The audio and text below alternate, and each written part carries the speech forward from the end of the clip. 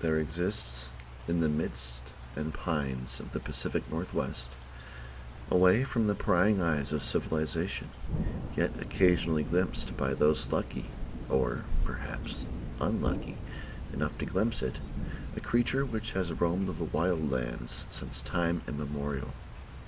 It watches, almost human yet not quite, overlord of the wooded places. Often it is a peaceful giant, yet other times its violence is extreme. As it haunts the woods of the Pacific Northwest, it haunts our minds. The history of Bigfoot, it is most often told, started in 1958 at Bluff Creek, with the discovery of footprints around a logging site, although contemporary Squatch lore often incorporates the legends and lore from indigenous American communities. However, for all the tales cryptozoologists like to cite, they often ignore other stories that don't fit the traditionally accepted Squatch narrative. These include human-like giants with spikes in their right big toe, or stone giants that shot lightning. The most important purported evidence of the Sasquatch is the infamous Patterson-Gimlin film, shot in 1967. As Loxton points out in Abominable Science, a two-dimensional film is virtually useless to either believer or skeptic, as it acts more as a Rorschach test than concrete evidence. What is rather damning to the footage, though, and covered only in Abominable Science, Sasquatch Legend Meets Science doesn't address this issue at all, is its similarity to an earlier written account of Sasquatch by William Roe. William Roe is described by Loxton as perhaps the most important sighting in Squatch lore, as it is a watershed moment where the creature goes from being described as a giant human to, instead, an ape-like creature. As far as condemning the Patterson-Gimlin film, the important bit is as follows. Finally, the wild thing must have gotten my scent, for it straightened up to its full height and started to walk rapidly back the way it had come. For a moment it watched me over its shoulder as it went, not exactly afraid, but as though it wanted no contact with anything strange.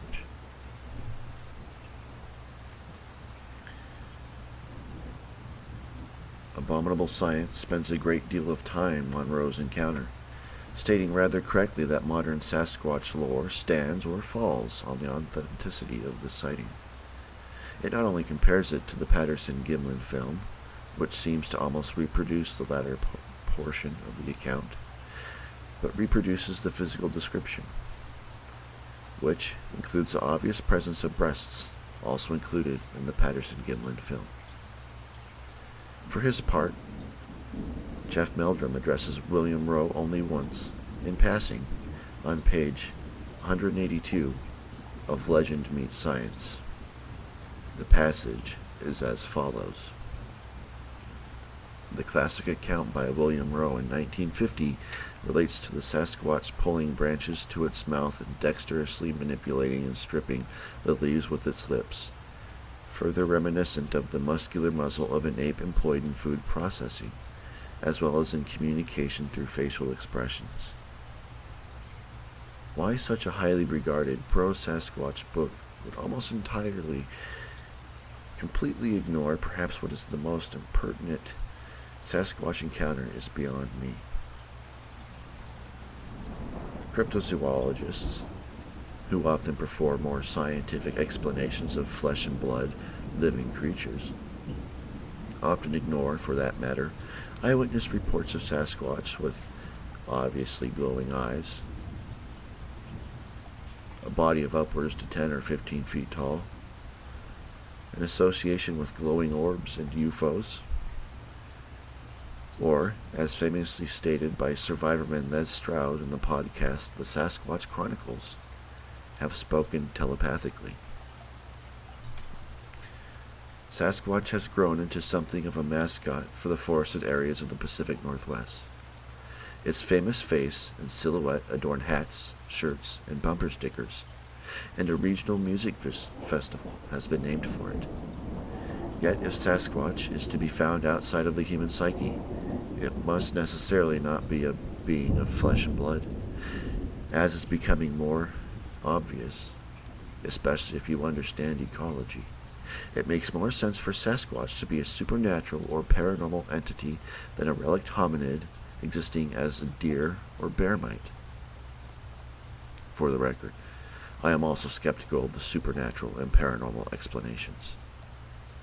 As paranormal author Nick Redford postulates, perhaps Sasquatch and other beasties, such as Nessie, are merely psychic projections, no more material in nature than ghosts. Whether or not this creature exists, in whatever form it exists in, I, myself, subscribe to the theory that it exists only in the mind of man. There is no doubt that, if the legend is to endure, the wild places it is said to roam must also endure.